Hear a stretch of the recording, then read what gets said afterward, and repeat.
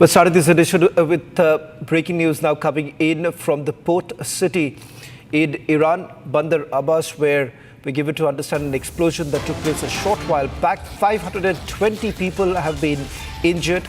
Iran has now ordered a probe into the Bandar Abbas explosion. They're essentially not ruling out the possibility of this being a terror attack. But having said that, there's no official statement that Iran has put out as yet.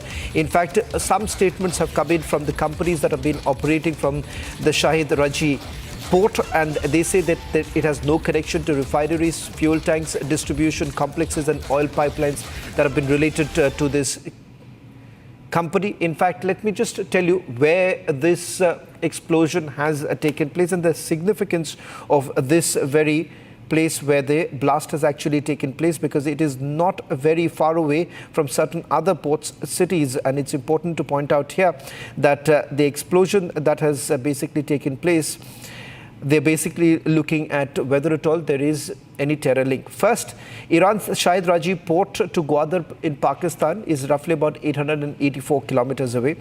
Shahid Rajaei to Chabar port is about 690 kilometers, and Chabar to Gwadar is about 200 kilometers from Karachi. Now, important to point out here on the screens, what you see, these are the latest images now coming in, put out by the state media a short while back, where they're saying that about 520, that's the latest coming in, those who have been injured in the explosion that has taken place. Now, the large blast that shattered the windows within a radius of several kilometers, and there's also footage now coming in of a mushrooming cloud forming following the explosion. Now, you just see that on your screens, that the cloud forming thereafter, after the explosion that has taken place. Now, Iran, however, hasn't made any official statement. This, interestingly, has happened when Iran is having the third round of nuclear talks with the United States of America in Oman, and although the cause of explosion was not immediately clear.